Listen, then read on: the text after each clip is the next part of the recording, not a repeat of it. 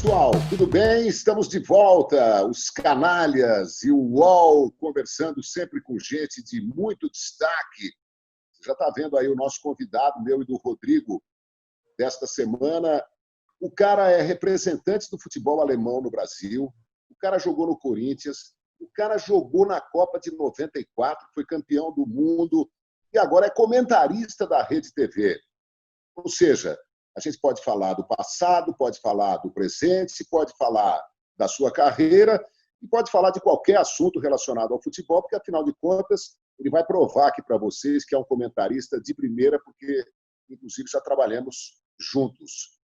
Tudo bem, Paulo Sérgio, campeão do mundo, como vai? Quanto tempo? Tudo bem, João, Rodrigo, todos vocês. É um prazer enorme estar falando com vocês. Ontem o Rodrigo mandou uma mensagem e lógico que nós estamos sempre à disposição de vocês. João, já nos conhecemos no período de ESPN, onde eu tive o maior prazer de trabalhar. Eu só saí mesmo porque eu assumi como secretário de esportes na cidade de Barueri e aí não tinha como ficar ocupando dois cargos e aí eu optei para estar como secretário e aí logo após o término eu resolvi permanecer como comentarista e eu creio que é isso mesmo que eu quero e é isso mesmo que eu vou levar aí para o futuro. Além, Rodrigo, de ter sido secretário de esporte, né, e treinador de futebol e outras cositas mais. Tudo bem, Rodrigo? Tudo bem, João, Paulo, prazer tê-lo aqui. A gente sempre que ouve o Paulo falando, vê uma inteligência no futebol, né? O Paulo muito inteligente dentro de campo, se não foi aquele craque extraordinário, conseguiu em 4 anos de um vice-campeonato no Novo Horizontino chegar a uma Copa do Mundo, deixando os badalados, eu me lembro a época de 94, Palinha, Evair, não foram à Copa, estava lá o Paulo Sérgio. Eu queria que você contasse, Paulo, seja bem-vindo, um pouquinho dessa trajetória do Novo Horizontino à Copa do Mundo. Quer dizer, você sai de um vice-campeonato paulista, de um time do interior, em 4 anos você chega a campeão mundial. Isso é para poucos, Paulo Sérgio. Rodrigo, eu costumo dizer que eu tive uma boa base, né? Eu comecei com 13 anos na base do Corinthians, então foram 5 anos de terrão e sempre foi criado uma metodologia de ser campeão, até porque a equipe do Corinthians sempre trouxe uma pressão e isso acompanhava na base também. Em 88 eu subo para o profissional, já com o Jair Pereira, e nós somos campeões frente àquele Guarani que todos já lembram aí, tinha Ricardo Rocha, Neto, Paulo Isidoro, era uma grande equipe do Guarani, e todos vão lembrar do gol de carrinho, no chute do Wilson Mano. O Viola foi lá e fez 1-0, e naquele ano subiu eu e Viola. Logo em seguida, por opção do Corinthians, para pegar experiência, maturidade, era muito normal isso acontecer naquela ocasião de jogadores que vinham da base serem emprestados para as equipes do interior para pegar um pouco de experiência. E 90 foi um ano importantíssimo, onde eu me deparo com o Nelsinho Batista, que foi uma peça importantíssima na minha carreira, e ali naquele grupo de Novo Horizonte eu encontro o Márcio Santos, que depois veio comigo à seleção brasileira, o Odair Patriarca, que depois vai para o Palmeiras, também jogou na seleção brasileira, Maurício, goleiro, que depois vai para o Corinthians, chegou à seleção brasileira, Luiz Carlos Goiano, que também fez uma passagem brilhante no Grêmio, no próprio São Paulo. E dali saem jogadores importantes num ano que se trata da primeira final caipira do estado de São Paulo, né? Um campeonato paulista importante E também, do outro lado, aí você tinha Luxemburgo, você tinha o próprio Mauro Silva, que depois nos encontramos na seleção. Então, dessas duas equipes aí, você vê que saem 3 campeões do mundo. Que ano que foi mesmo esse vice-campeonato do Novo Horizontino contra o Bragantino? Foi em 90. Foi em 90, meu empréstimo, aí eu volto para o Corinthians, do empréstimo, e aí nós damos sequência a um outro trabalho também. Eu chego depois, mais tarde, depois de 2 rodadas, sai o Zé Maria e chega o Nelsinho Batista. E aí nós somos campeões brasileiros, ou seja, 2 finais em um ano. Ô, João, que interior de São Paulo que a gente sempre ressalta aqui, né? Quer dizer, da final do Paulista de 90, 2 times do interior. Hoje o Bragantino é gigante porque entrou a grana do Red Bull, mas, olha, Márcio Santos e Paulo Sérgio do Novo Horizontino e Mauro Silva do Bragantino, os 3 titulares do Campeonato Mundial de 1994. O interior de São Paulo era Pois um prodígio, né? O futebol do interior tem que voltar a ter a força. Ao invés de desaparecer, como muita gente apregoa ou prega, eu acho que tem que voltar a ser grande, né? Porque o futebol brasileiro está numa expectativa louca pela volta do futebol, né? Está acontecendo nessa semana, com a Ferroviária empatando, né, com o Ituano. O resultado aí, deixa para lá, Ferroviária Ituano. Teve grandes. Daqui a pouco a gente fala de Ferroviária. Daqui a pouco a gente fala. Mas, além desses 3 jogadores, havia outros grandes jogadores nessas 2 equipes e 2 grandes treinadores, né? Eu até faria uma provocação aqui. Qual time era melhor, Paulo Sérgio? Você acha que foi justo o título do Bragantino e o vice do Novo Horizontino? Ou poderia perfeitamente ter sido o contrário? Então, João, na realidade, nós fomos para 2 finais e as 2 finais foram empate. E a equipe do Bragantino, pela melhor campanha, se favoreceu com o título. Então, chega a uma final, 2 equipes importantes do interior e jogam com 2 empates. É lógico que as 2 equipes fizeram por merecer, mas eu penso que a nossa equipe jogou muito bem, jogou um campeonato muito exemplar. Jogamos contra times grandes que em Novo Horizonte, por exemplo, era muito difícil alguma equipe dos grandes ganharem. Vínhamos para São Paulo e também os resultados não eram aquilo que os grandes esperavam. Então, fizemos uma temporada brilhante juntamente com o Bragantino, mas é lógico que vai sempre favorecer o campeão. Muito o Paulo, e aí... Essa é uma página especial do futebol de São Paulo. Assim como o Guarani e Ponte Preta escreveram páginas também inesquecíveis, e outras equipes do interior, a Inter de Limeira, né, campeã. O próprio São Caetano. O São Caetano. Né, Paulista de Jundiaí, na época, que foi campeão da Copa do Brasil. Da Copa do Brasil, exatamente. O Santo André também, o Santo André do Sérgio Soares, que foi campeão da Copa do Brasil lá no Maracanã, vocês estão lembrados? Eu vou buscar o ano aqui na minha memória, mas... a Ferroviária em 1960.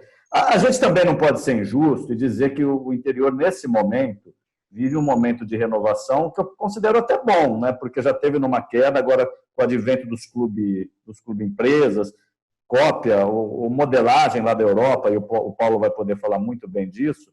Você vê o próprio Botafogo de Ribeirão, a Ferroviária, o próprio Novo Horizontino com uma gestão mais moderna hoje, o Bragantino talvez seja o grande exemplo com a injeção de dinheiro da Red Bull.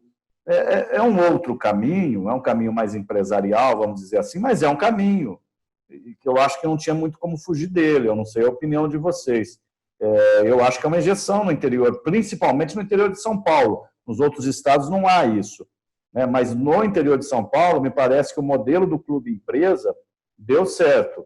Sobretudo agora capitaneado pelo Bragantino, Red Bull, mas há essas outras equipes, volto a dizer, Ferroviária, Novo Horizontino, Botafogo de Ribeirão Preto, Mirassol, são equipes, João, que têm sempre uma organização de empresa e uma gestão de empresa. E aí faz o balanço, não fica deficitário. Eu gosto muito desse modelo. Não chega a ser aquele Novo Horizontino do Nelsinho Batista do Paulo, mas é um time competitivo hoje. Olha, na minha opinião, pode ser empresa ou não empresa, depende da gestão, depende da honestidade, depende da visão, porque tem muita empresa aí que deve milhões para a Previdência, os empregados e tal, tem muita empresa aí que é um esculacho total. Então, não existe varinha de condão, assim, agora é futebol empresa, todo mundo vai fechar no azul. Os dirigentes, além do amor declarado aos clubes, têm que mostrar competência, né? Responsabilidade, né? Porque eles endividaram os clubes ao longo da história do futebol brasileiro e aí sempre aparece uma medida provisória, uma novidade, como o futebol empresa e tal, como se fosse a salvação da lavoura.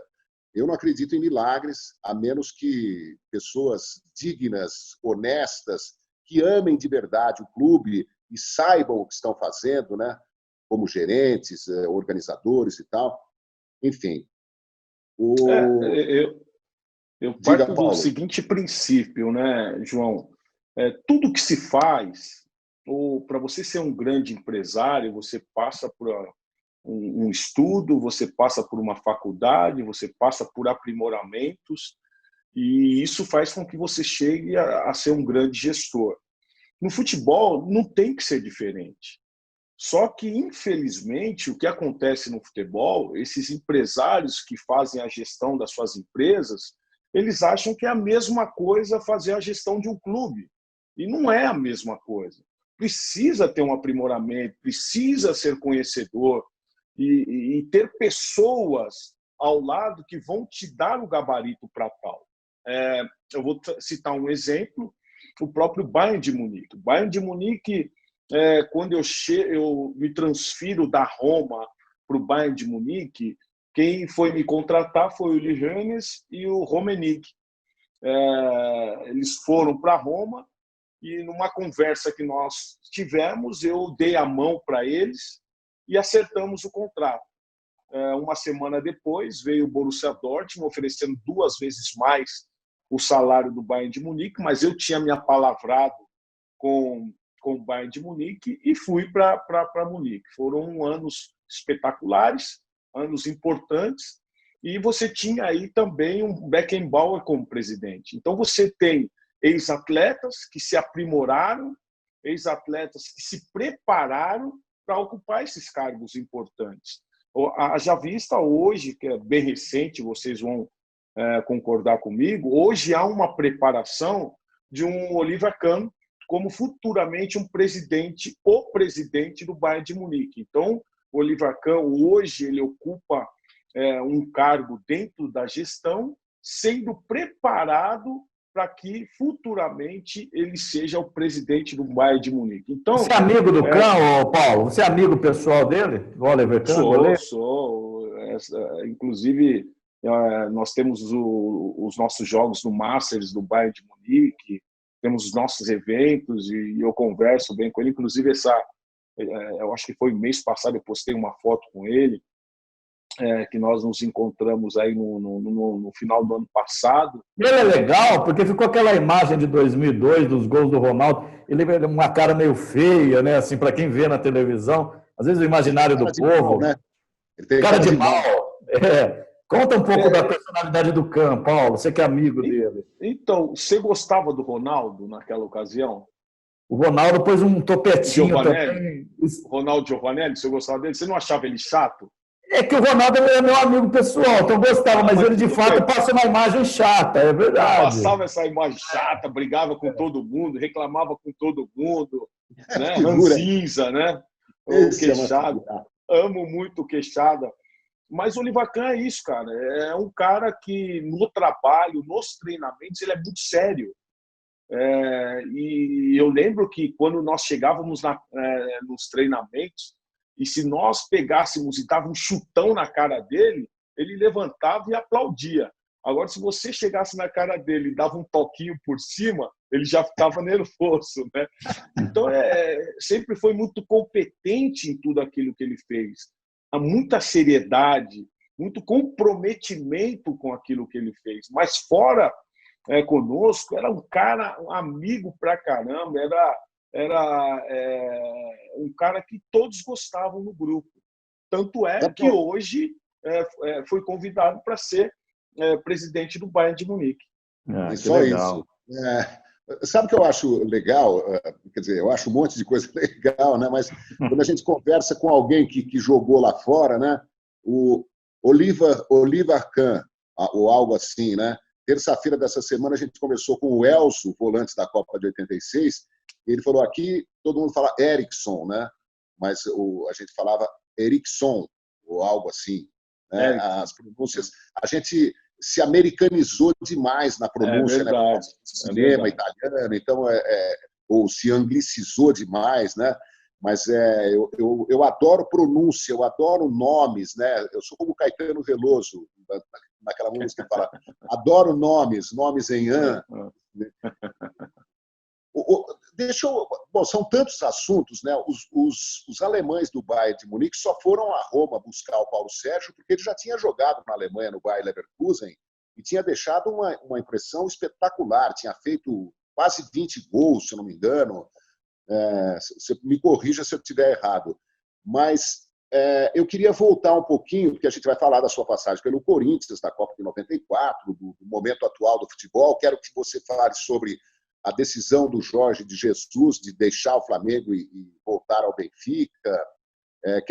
Não posso me esquecer, quero saber a sua opinião sobre os clubes usarem jogadores talentosos do passado nos treinamentos, contratarem jogadores para ajudarem os garotos ou mesmo os profissionais com as manhas, as artimanhas, a malícia do futebol, as tomadas de decisão, né? Eu defendo demais essa tese. Tem alguns colegas comentaristas que não tem nada a ver, o cara jogou bem, eu não entendo muito bem essa postura, mas posso estar errado. Você citou aí a metodologia de campeão do Corinthians. O que é isso, Paulo Sérgio?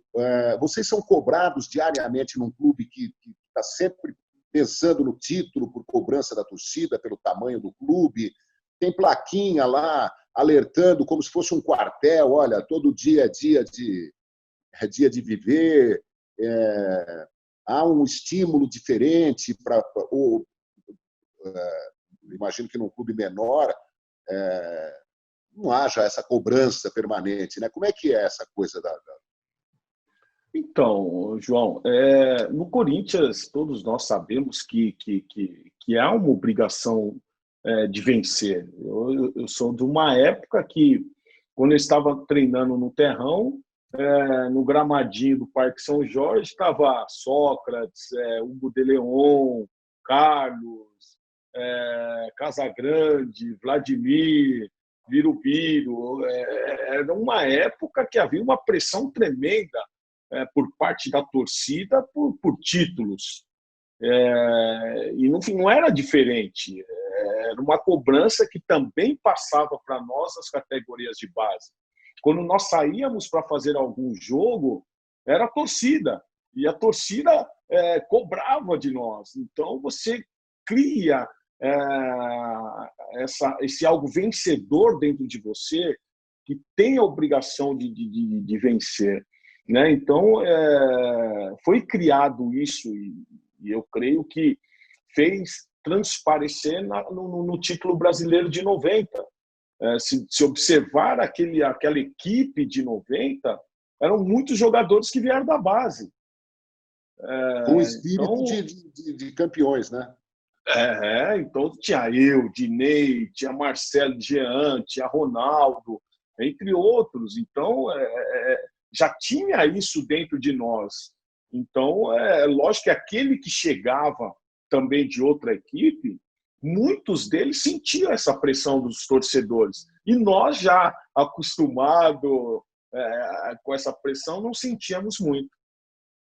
Paulo, deixa eu aproveitar que você falou de 90. Eu tenho um grande amigo que também ficou amigo, conhecido do João, nosso grande amigo, o Neto. O Neto, trabalhei anos e anos com o Neto, gosto muito do Neto. Sou um dos poucos que gosta muito do Neto. Mas como é que o Neto foi o grande jogador daquele time? Todos sabemos disso, e ele fala muito disso, e a mídia fala muito disso. E, de fato, o Neto não vai para 90, não vai para 94. Aí vamos esquecer um pouco essa historinha do Lazzaroni, que também já cansou toda hora falar disso. Eu queria falar dos que foram. Eu estou falando, você é um cara que não tinha tanta expressão assim. Eu não via você fazer grandes piruetas dentro de campo, de grandes malabarismos. Não precisa. Não, Na realidade, só para fechar, Paulo, e você chega na seleção, você é campeão, você chega na Europa, você ganha tudo na Europa, o seu pós-carreira é vencedor, você é dirigente de clube, você é comentarista de TV. Existe alguma fórmula, além do futebol, mental? Na realidade, o que nós definimos de craque, né? A definição de craque é aquele que, vamos dizer, o próprio Neto, né? O Bugalu, amo a vida dele e é um cara que nós cobrávamos dele como ele cobrava de nós. Era um cara que, nas bolas paradas, era excepcional. Né? Era um cara que fazia gols e falta de tudo que é jeito. Trazer um pouco a memória de um outro craque, um Denner, que fazia chover. Né? Então, realmente, você tinha um ou outro que definiam. Agora, o mais importante e que eu aproveitei na minha carreira foi ser um cara dinâmico em tudo que eu fiz. Né? Então, naquela época de Corinthians, eu era presença certa. E todos sabiam disso, por parte da imprensa também. Eu era presença certa porque eu era um jogador que tanto jogava pelo lado direito como jogava pelo lado esquerdo. Na própria seleção, em um dos jogos amistosos, e quando eu estava no Corinthians, eu vestia 10 na seleção brasileira e ninguém contestou. Foram épocas que, quando eu estava no Brasil, e infelizmente o brasileiro ele é bairrista também, e nós sabemos disso, e vocês melhor do que eu, que estão aí há anos cobrindo o futebol no Brasil, o brasileiro é bairrista. Eu saio do Brasil, eu saio para um campeonato onde não era tão visto, mas nós esquecemos que o futebol alemão, na ocasião, era campeão do mundo, porque a Alemanha tinha sido campeã em 90. Então, eu jogava numa liga onde praticamente todos os alemães jogavam. Então, não tinha essa União Europeia, que todos estavam no estrangeiro. Não, eu jogava num Bayer Leverkusen, onde podiam jogar 3 estrangeiros. Era eu, um tcheco e um romeno. Eu chego na Alemanha em 93, há pouco tempo da caída do Muro de Berlim. Então, havia um período de transição da Alemanha Oriental com a Alemanha Ocidental, e esse período aí de jogadores da outra parte da Alemanha vindo para cá, os salários, o meu salário, por exemplo, uma parte do salário era para a reestruturação da outra parte da Alemanha. Então, eu chego num país onde, que no Brasil, por exemplo, passava o campeonato alemão na TV Cultura. Eu não sei se o João estava lá, né? Mas foi um período assim muito difícil. E quando eu chego na Alemanha, nesse país, eu até brinco com as pessoas, eu dava pedalada, o treinador chegava no treino e falava: Paulo, o que você está fazendo? É circo aqui? Seja objetivo naquilo que você faz. Olha só. E isso fez com que eu pudesse mudar meu estilo de jogo. E aí, eu, sendo objetivo, chegava com frequência no gol, coisas que no Brasil era armado um esquema tático no próprio Corinthians, em função do Bugalu, do Neto. Então, nós recuávamos fazia uma marcação, deixava ele com uma liberdade e nós trabalhávamos para que ele pudesse jogar. Eu saio do Brasil, eu começo a pensar em mim mesmo, né? E aí, no meu primeiro ano, eu sou vice-artilheiro do campeonato alemão, então o Parreira estava acompanhando o campeonato alemão, e no Brasil também tinha outros jogadores, e na ocasião, nós estamos falando aí, que tinha muitos bons jogadores, né? Eu creio que no Brasil dá para fazer 3 seleções tranquilo, né? Então... Paulo, você desculpa, mas é importante falar isso, viu, João? O Paulo citou a TV Cultura aí, que estava num momento difícil, hoje está se recuperando, não tinha aquela audiência como uma TV estatal não tem mesmo, a gente sabe que não tem. Então, o campeonato alemão, de fato, era muito pouco visto no Brasil e muita gente no Brasil até te contestava, né, Paulo? E ainda bem, entre aspas, que o Parreira olhava lá para fora, porque você foi um jogador fundamental, tático, com muita técnica, mas com muita tática, e que, de repente, por esse bairrismo que você falou, muita gente aqui no Brasil olhava torto. Mas quem está fazendo o Paulo Sérgio aí? Como dá 10 para o Paulo Sérgio? Mas quem é esse Paulo Sérgio? E lá na Alemanha, eu me recordo de um amigo alemão que eu tinha, eu falava teu nome, o cara falava assim, Paulo Sérgio, e aqui no Brasil não era isso. É isso que eu falo sobre definição de craques, né? Então, no Brasil, o Paulo Sérgio era aquele cara que ajudava o grupo, jogava pelo time. Lógico que em 91 eu tive uma passagem com o Cilinho que foi muito mais visível a minha permanência, ou seja, dentro do próprio Corinthians, porque aí você não tinha uma constância do próprio Neto, né, que era o jogador-chave, mas eu, particularmente, eu era pedra certa na seleção, até mesmo por parte de todos da imprensa, porque eles viam que eu era um jogador muito importante. Haja vista, em 90, os 2 cruzamentos do gol do Neto saem dos meus pés. Nós vamos para jogar contra o Atlético Mineiro lá em Belo Horizonte, o Neto estava suspenso, eu joguei com a 10. Então, eu era um jogador muito objetivo. Eu tinha a facilidade de jogar tanto como ponta direita, ponta esquerda, jogar como meia, e isso ajudou muito naquele Corinthians, onde que não tinha a verba que tinha uma Parmalat, não tinha a verba que tinha outras grandes equipes, mas nós conseguimos chegar. Veio o jogo contra o Bahia, a semifinal contra o Bahia, e eu também sou um dos principais jogadores da equipe do Corinthians. Então, aí no último jogo do Bahia, eu pego e tomo o 3º cartão amarelo. Fico de fora do primeiro jogo da final, onde eu seria titular. E aí, como a equipe jogou muito bem o primeiro jogo, o Nelsinho conversou comigo e falou, não, vou deixar a mesma equipe e você entra no segundo tempo. E não, fica tranquilo, o mais importante aqui é nós sermos campeões. Em 91, eu sou um dos principais jogadores do Corinthians e nós chegamos à final contra o São Paulo, no Campeonato Paulista, e perdemos na final. 92 foi um ano muito ruim, e 93 aí apareço novamente, depois da final contra o Palmeiras, aí eu sou vendido para o Bayer Leverkusen. E eu também só queria deixar que, por exemplo, o Bayer Leverkusen estava me observando durante 3 anos. Então, não foi uma contratação de um jogo, não foi uma contratação de uma temporada, foi algo onde eles me observaram durante 3 anos. E isso foi muito importante. Em um dos jogos, eu creio que foi contra a Finlândia, a seleção jogando, e aquele dia eles tinham batido o martelo. Olha, eu gostava demais do seu futebol, Paulo Sérgio. Um estilo de jogo bonito, vistoso, habilidoso, e botava a bola para dentro do gol, né? Além de fazer lançamentos e tal. Eu acho que você mereceu. Eu, se fosse dirigente do Bayer Leverkusen, teria levado você também em 93.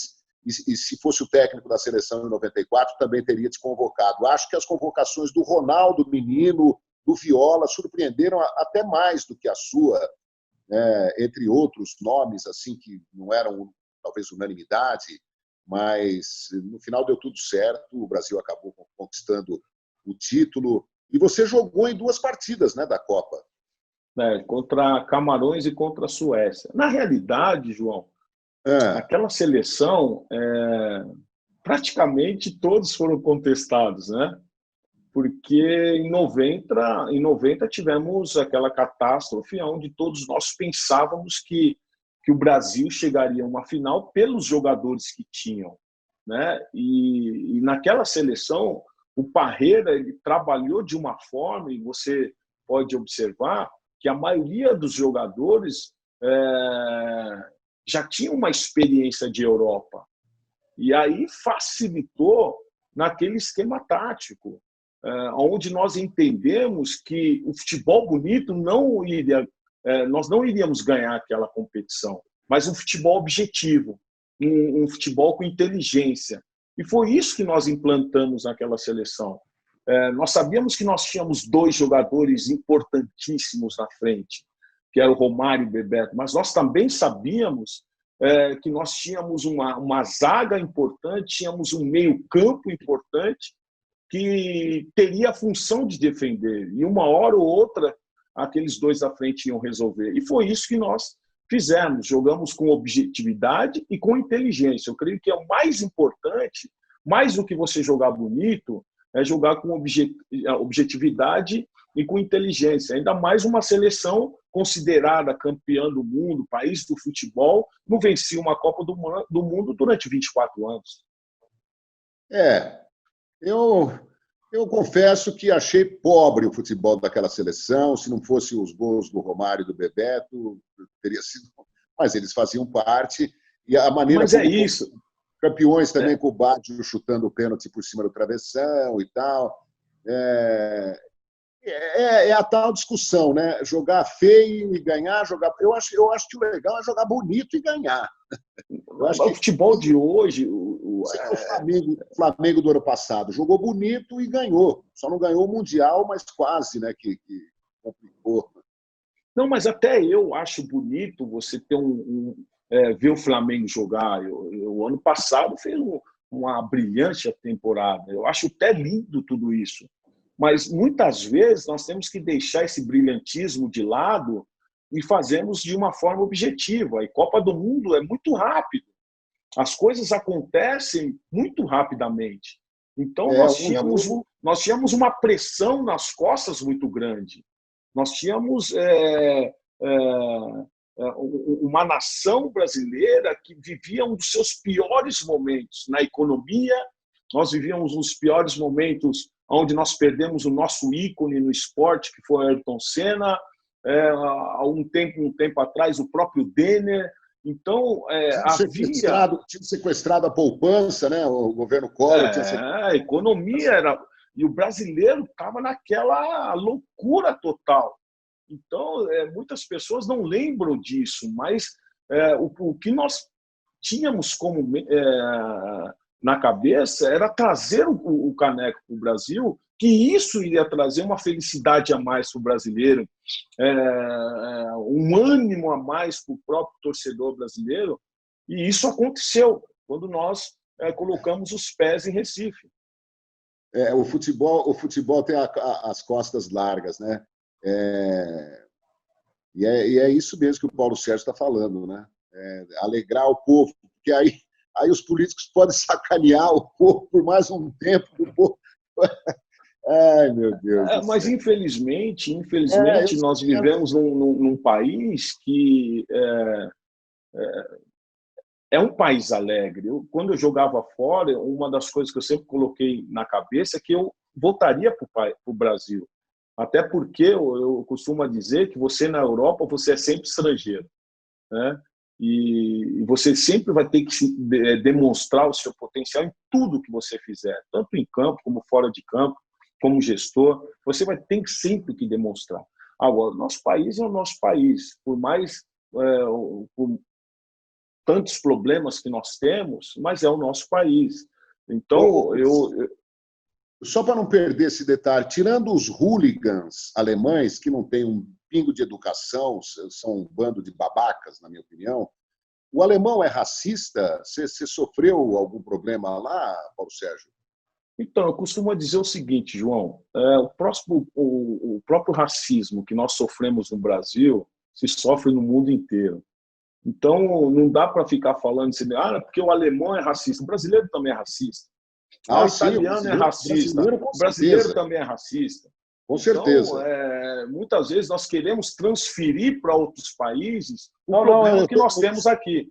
Que o brasileiro é racista, não tenho dúvida. Eu quero saber se na Alemanha, que é um país muito mais evoluído, apesar de ter tido o nazismo, ter tido toda a estupidez também radical, se eles aprenderam a ponto de não entrarem mais nessa onda, né? Já foram racistas ao extremo com judeus, os problemas em termos de racismo, eu nunca dei muita ênfase a isso. Eu sempre procurei fazer o meu trabalho. A primeira coisa que eu aprendi quando eu cheguei no Bayer Leverkusen, depois de 3 meses, eu sentei com a minha esposa e falamos: nós precisamos fazer 2 coisas para que nós possamos ser introduzidos na cultura alemã. A primeira, aprender a língua. E a segunda, aprender a cultura. Então, eu me aprimorei juntamente com a minha esposa, os meus filhos, que eram bebês, a aprender a língua e a cultura. A partir do momento que você aprende a língua e a cultura, você é aceito. Porque, muitas vezes, há pessoas que chegam lá e aí você vai tirar o espaço de um alemão. E eu estava num período ainda, que eu mencionei, da caída do Muro de Berlim. Havia um desemprego enorme pelaquela parte lá. Então, eu graças a Deus, hoje eu parei de jogar futebol, eu fui scouting do Bayern de Munique. Hoje, depois de anos que eu parei de jogar futebol, depois de anos que eu saí da Alemanha, convidado para ser embaixador da Bundesliga, já estou indo para o meu 4º ano, fiz nesses últimos 2 anos Bundesliga Experience no Brasil, fazendo uma aproximação da Bundesliga com o torcedor brasileiro e como negro. Mas eu nunca coloquei a cor como desculpa para nada. Eu sempre fiz o meu trabalho e sempre foi muito bem aceito todo esse trabalho. Então, eu tenho um relacionamento na Alemanha, como na Itália também, onde nós chegamos na Itália, estava escrito no muro da Trigora: fora Cafu, fora Paulo Sérgio, La Roma é solo di bianco. E tivemos uma reunião com os torcedores da Roma, estava escrito no muro: fora Cafu, fora Paulo Sérgio, a Roma é só de branco. E aí tivemos uma reunião com os torcedores da Roma, e eles falando que tinha sido os torcedores da Lazio. E para mim foram 2 anos maravilhosos que eu tive na Roma, com o apoio total dos torcedores. No meu primeiro ano eu já renovei o meu contrato por mais 2 anos. Os 2 primeiros anos fui artilheiro do time com o Totti. Então, essa questão de racismo, eu não dou muita ênfase a isso, e a minha resposta sempre foram gols. Paulo, quem ouve você falar acha estranho, porque o jogador de futebol, principalmente o brasileiro, em geral, e eu não tenho problema nenhum em falar isso aqui, ele não tem uma articulação de discurso, não tem uma narrativa, às vezes não tem posicionamento político, seja para lá do A, B ou centro. E você sempre se colocou de uma forma muito inteligente, você foi buscar isso, você fez vários cursos, além de jogar muita bola, como a gente vem dizendo aqui. Você acabou de citar um momento que você passou duro na Itália, foi duro talvez para os outros, porque você pegou e focou em outra coisa e foi embora, seguiu tua carreira. Agora, nós voltamos com o futebol paulista, a gente teve uma invasão da torcida palmeirense dentro da arena do Corinthians na quarta-feira, pichando um 8-0 no gramado do Corinthians, uma coisa assim absurda, né? Uma coisa que nem dá para imaginar. A gente está tendo a volta do Campeonato Paulista no meio da pandemia do coronavírus, com todo o protocolo de segurança, mas muita gente questionando se era a hora de voltar. A volta do Campeonato Brasileiro, o país passando por toda essa discussão do corona, mas que já virou política. eu queria te ouvir um pouco sobre sistemas atuais. Corinthians, muita denúncia lá em cima do André Sanches. Coronavírus e volta do futebol. Aproveita e fala do Jorge Jesus aí. Te dei pouco trabalho agora, 4. Em relação ao Corinthians, infelizmente o Corinthians é um problema de gestão, né? Então o Corinthians vive esse momento, há eleições nesse ano e aí você vê que infelizmente não conseguem arcar com seus compromissos. E isso tudo reflete propriamente no futebol. Lógico que há uma estrutura em volta de um Corinthians, com outras modalidades também, mas o futebol é aquele que é o carro-chefe, diríamos assim.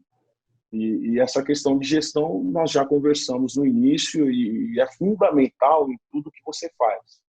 É lógico que esse vandalismo de outros torcedores é algo que, infelizmente, o brasileiro ainda não aprendeu a se portar, o brasileiro ainda não entendeu que cada um pode ocupar o seu espaço, o brasileiro ainda não entendeu que o futebol é um entretenimento, não é uma guerra, não é um lugar onde você vai se gladiar um com o outro para quem é mais forte, quem é mais fraco, não.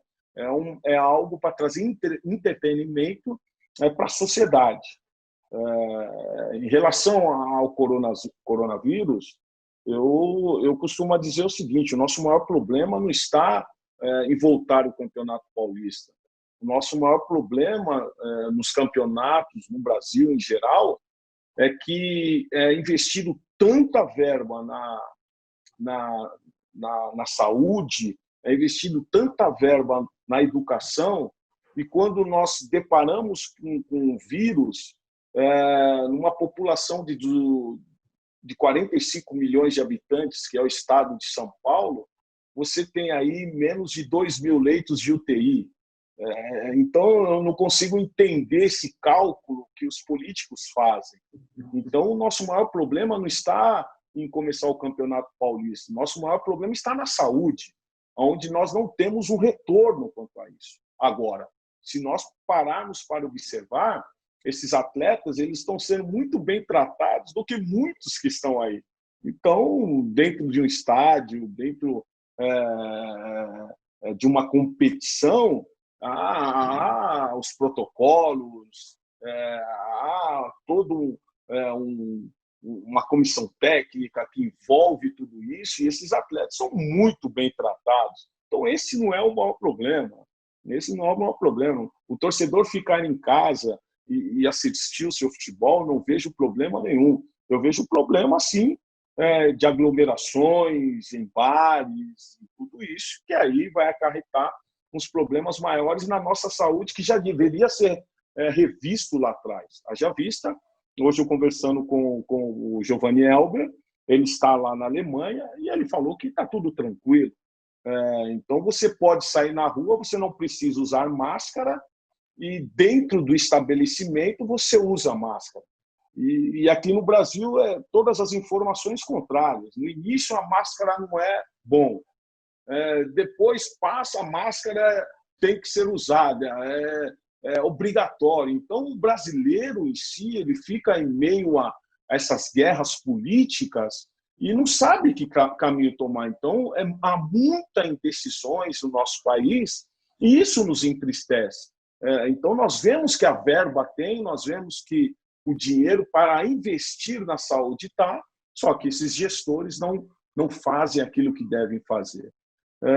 Em relação ao Jorge Jesus, eu costumo dizer o seguinte, cara: enquanto está ganhando no Brasil, o cara é o melhor.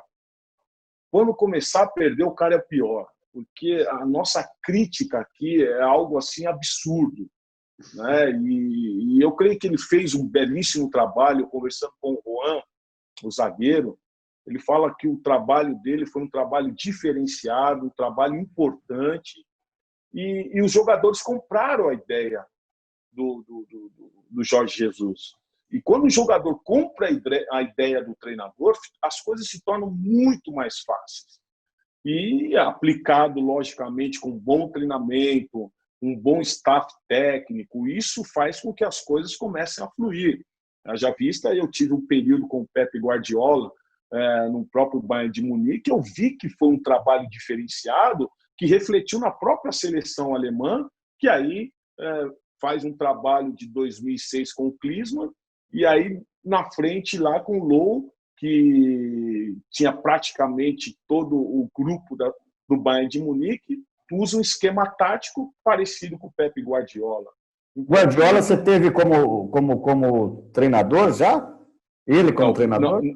Não peguei como treinador. Eu já estava como envolvido no Bayern de Munique, como embaixador, então eu ia lá, via alguns treinamentos, ficava observando tal, e realmente foi um trabalho diferenciado. E eu creio que o próprio Jorge Jesus, o período, o momento nosso é um momento delicado. E aí ele volta para o país dele, onde pode ser que ele tenha a última chance de trabalhar no Benfica, até mesmo pela idade, e ele vê uma oportunidade. E as oportunidades, elas passam rápido, cara. Então ele aproveitou uma oportunidade de poder, nesse momento difícil de uma pandemia, que é no mundo todo, poder estar do lado de seus familiares e dentro de um clube que ele já declaradamente falou que ama. Eu também acho que ele, se não repete o sucesso do ano passado, ia ser criticado, volta para um país muito mais seguro que o Brasil, na questão da pandemia, né, onde o presidente português faz campanha a favor do uso da máscara desde o início, mostra preocupação com a saúde pública. Agora, esse cálculo de 2 mil leitos de UTI para 45 milhões é um cálculo político, né? E, nesse sentido, é um cálculo absolutamente correto. É o típico cálculo politicista, politiqueiro. São umas coisas, né, João, que não dá para nós entendermos. Né? É inacreditável. Então, eles acham que nunca iria chegar um momento desse. Então, eu costumo dizer e brincar com as pessoas, nós tivemos a Copa do Mundo, onde foi um investimento muito grande em estádios. Vamos deixar de lado se foi bom ou não, os estádios onde fizeram. Tivemos uma Copa do Mundo, depois tivemos uma Olimpíadas, que também foram muitos investimentos na Olimpíada, e agora estamos tendo uma Olimpíadas na saúde, onde tem que ser feito os investimentos na nossa saúde. Aí. É interessante, né, João? Só para... Primeiro, em relação ao Jorge Jesus, você vê que a opinião do Paulo é muito parecida com a do Elzo, que falou com a gente na terça-feira, né? O jogador de futebol, ele pensa assim mesmo, principalmente o jogador inteligente, que tem que aproveitar o momento, e é isso que você está falando também, né, João? Ele também seria muito mais cobrado aqui no Flamengo para que repetisse uma campanha tão brilhante como foi até agora. E não é fácil, né? E não é fácil. Hoje é dia 20, hoje é quinta-feira, dia 23 de julho. Isto. Hoje é aniversário do Elber, né, Paulo Sérgio? O Didio.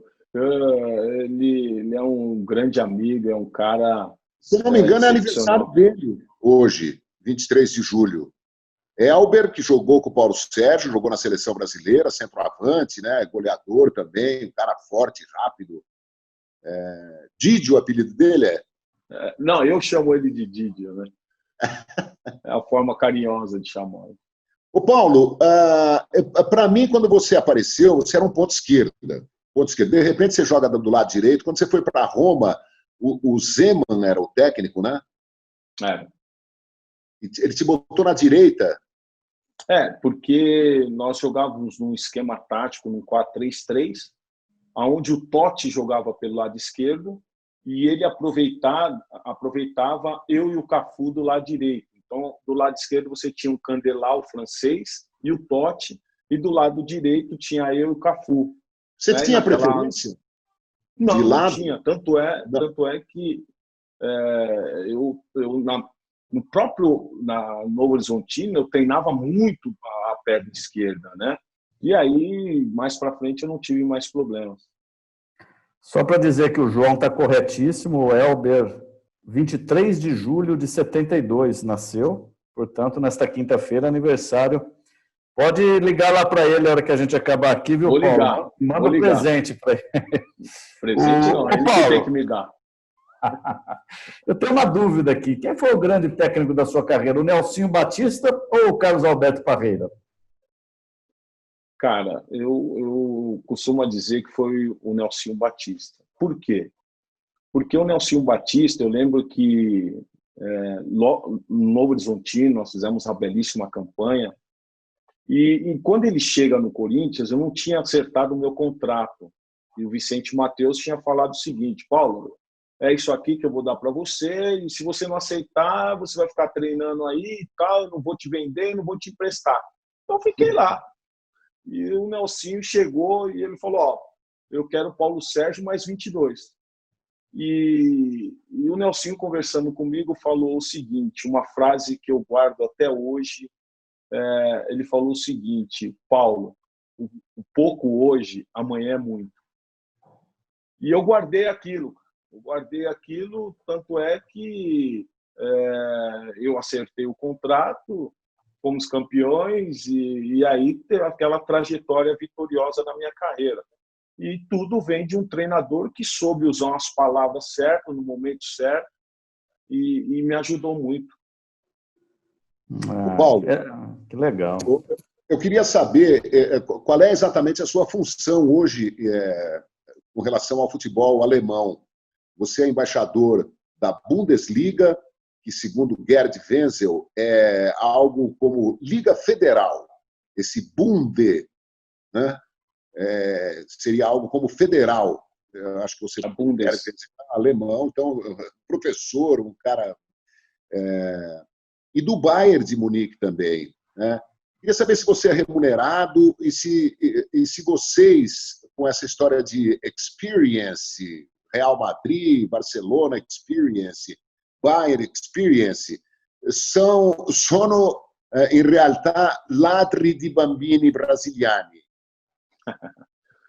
Em relação a esse projeto da Bundesliga, quando eu fui convidado para ser embaixador, logicamente que eu já tive na Itália falando da Bundesliga, da importância da Bundesliga, os números da Bundesliga, o trabalho que é feito de entretenimento dos torcedores. Então, há um cálculo que nós passamos durante todos esses anos. Mas o meu objetivo maior sempre foi trazer essa aproximação da Bundesliga com o Brasil. E eu pude fazer isso. Nos últimos 2 anos, no ano passado, por exemplo, nós montamos uma estrutura na praia de Ipanema e ali nós fizemos torneio contra não se fala favela, mas contra as comunidades, trouxemos garotos das comunidades e fizemos favela, torneios. Né? Eu sou a favor de manter o termo favela. Porque não é depreciativo para ninguém. Claro. Aliás, tem a Copa das Favelas, é um sucesso, é um negócio bem legal. É que, eventualmente, o Rio de Janeiro usa muito o termo comunidade também, os cariocas gostam desse termo. É um jeito de maquiar, né, a coisa. E trouxemos esses garotos, fizemos torneios, e uma das coisas muito legais é que a Bundesliga ela traz um material esportivo de praticamente algumas equipes e doa para esses garotos. Então, a maior alegria desses garotos é ganhar uma camisa de um Schalke, de um Werder Bremen, de um Bayer Leverkusen, de um FC Köln, de um Bayern de Munique. Então, ele usa esse material, ele participa de um torneio e fica para ele esse material. E aí, lógico que há um cenário muito legal, onde a parceria da Bundesliga é com a Fox, e aí coloca-se um telão, passa-se os jogos da Bundesliga ali na praia, fazemos algumas visitas, como o cônsul, que é no Rio de Janeiro, fizemos uma visita ao cônsul e trazer essa aproximação também dos brasileiros junto com a embaixada. Então, eu consegui fazer com que nós pudéssemos trazer essa aproximação nesses últimos 2 anos. Foi no Rio. Esse ano aqui eu tinha dado a ideia de ser no Nordeste. Infelizmente, através dessa pandemia, cancelou-se todos os eventos.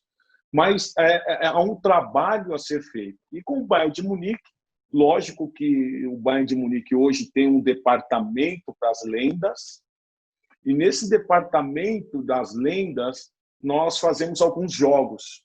E são esses jogadores que apresentam o clube, falam do clube, falam da importância de um Bayern de Munique. E aí, marcado na história, isso sempre fica muito mais fácil. Que bom. Ô, Paulo, a gente tem mais coisa de 10 minutos para encerrar, viu, João? O papo com você sempre rende, a gente sabia que ia render.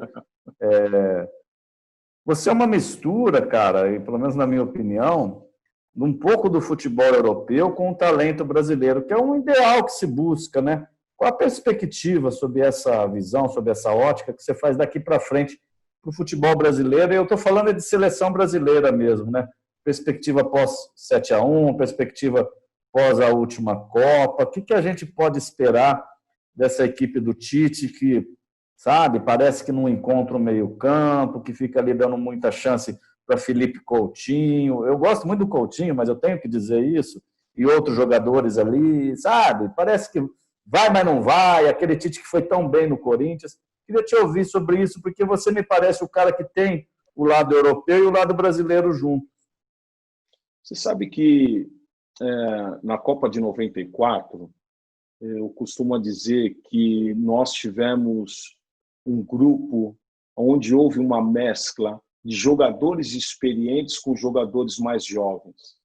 Jogadores, no caso, Tafarel, Jorginho, Dunga, Bebeto, Romário, Miller, que tinham participado da Copa de 90, eles observaram os erros. Em 94, com os jogadores mais novos, eles sabiam que não podiam cometer os mesmos erros. E isso ajudou. Fechamos um grupo, esse grupo sabendo das dificuldades, do que tinha que abrir mão. Tanto é que nós ficamos em Los Gatos, as esposas não podiam entrar no hotel, nós tínhamos uma tenda que foi feita no estacionamento, e se você quisesse conversar com algum familiar, você ia lá na tenda, e nos horários estabelecidos também entre nós e comissão técnica, porque o nosso foco estava em vencer a Copa do Mundo. Então, essa vaidade de jogadores não pode existir. Essa experiência de jogadores de outras Copas precisam ajudar esses jogadores mais novos a se conscientizar da importância, porque enquanto os jogadores não se conscientizar da importância e abrir mão de suas vaidades, o Brasil não vai ganhar uma outra Copa do Mundo. O Paulo, muita gente tem dito isso. O Paulo, o que você acha de grandes jogadores trabalharem contratados em clubes de futebol, ajudando o garoto a tomar decisões, a ensinar os atalhos do campo e tal? E também, já que a gente citou o 7-1, o Rodrigo citou a Copa de 2014, queria saber se você teve influência na escolha da sede surpreendente da Alemanha, lá na Bahia. Não tive nenhuma influência, né? Até porque a DFB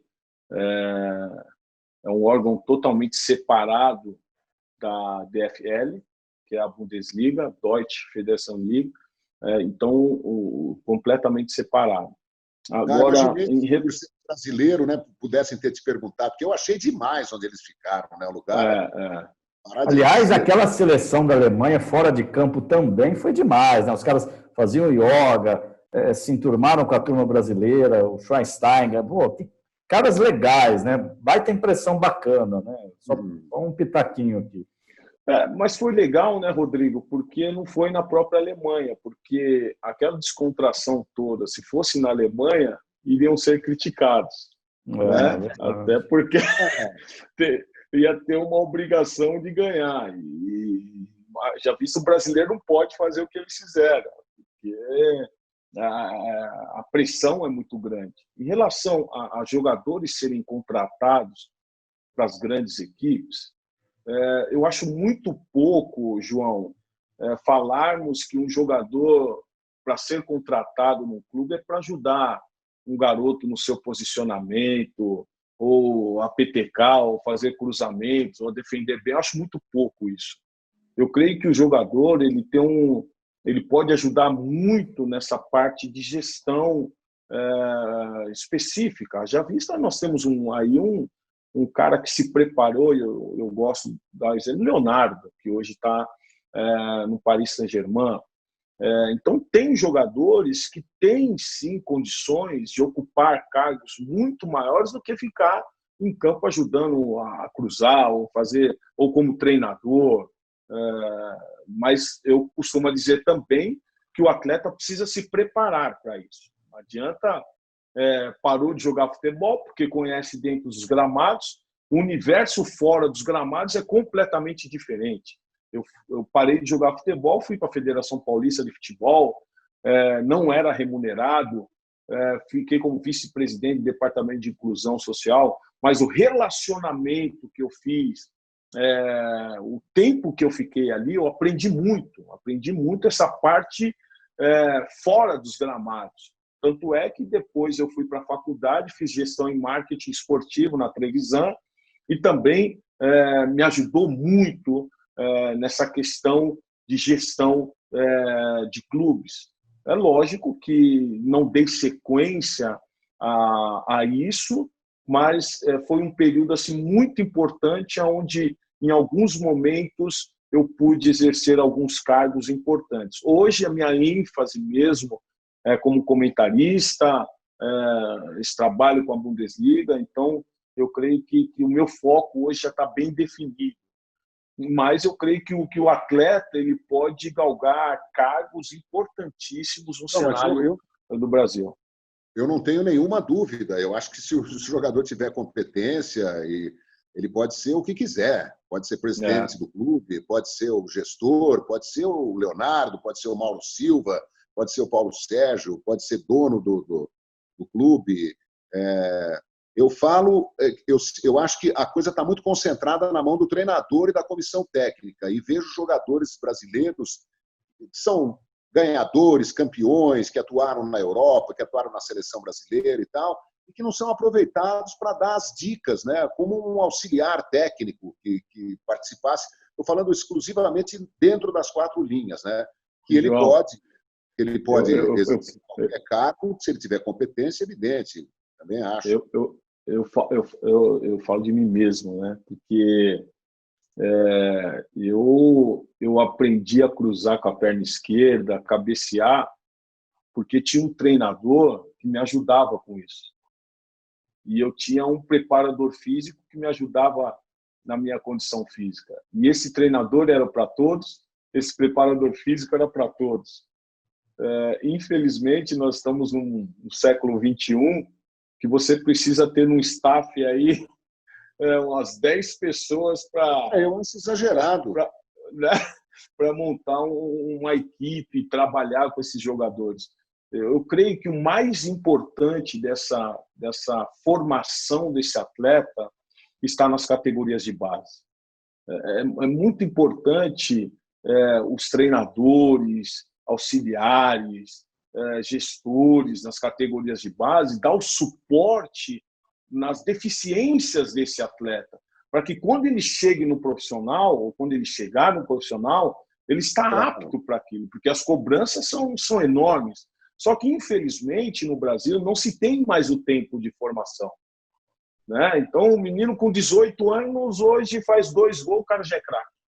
Daqui a pouco some o garoto de cenário. Então, ele não tem aquele período de adaptação, como, por exemplo, eu tive... Quando eu com 20 anos, o Corinthians me mandou para Novo Horizonte para pegar experiência. Então, o garoto também hoje tem uma parcela de culpa que ele não quer aprender. Não se deixa ser ensinado. E isso é algo que também nós precisamos aí parar para prestar atenção. Paulo, o Jonas do UOL já está aqui me falando que já deu o nosso tempo. Eu quero te dizer da minha parte aqui, já digo da parte do João, muito obrigado. Falar com você é sempre pulverizar, arejar, melhor dizendo, as ideias. Você é um cara com uma... que a gente já sabia que tinha um mindset. Vou usar um termo aqui que o João vai ficar bravo comigo. Vou usar um termo americanizado aqui. Mindset não, né, João? Tem uma cabeça boa, uma mente campeã. Você é um cara legal, Paulo. Você é um cara que pensa. A gente sente muita falta disso. Então, valeu. Volte sempre. Os canalhas, que são os canalhas do bem. É uma brincadeira com esse apelido carinhoso que o João tem, aí o Brasil inteiro conhece. Te recebem de portas abertas, que a gente precisa de cada vez mais gente que pensa o futebol, né, João? Paulo, muito obrigado, viu? Espero que você tenha muito sucesso na Rede TV, como comentarista, que você consiga achar todos os seus caminhos aí dentro e fora do futebol, com a família também. Muito legal, agradeço também a sua participação aqui. E é isso, boa sorte na pandemia e no pós-pandemia. Muito obrigado, João, muito obrigado, Rodrigo. É um prazer enorme estar falando com vocês. Sem dúvida nenhuma, sempre que precisarem também, estamos lá na Rede TV ou em qualquer outro momento, estamos aqui à disposição. Um abraço a todos vocês também, se cuidem aí. Paulo Sérgio, grande talento, campeão do mundo com a seleção em 94 nos Estados Unidos, sucesso no Corinthians, no Novo Horizontino, no Bayern de Munique, no Bayer Leverkusen, na Roma do Zeman. Esse é o nosso convidado dessa semana aqui no UOL. Obrigado, gente, por ter assistido. Semana que vem tem mais. Tchau, Rodrigo. Tchau, João. Tchau, Paulo. Valeu. Valeu.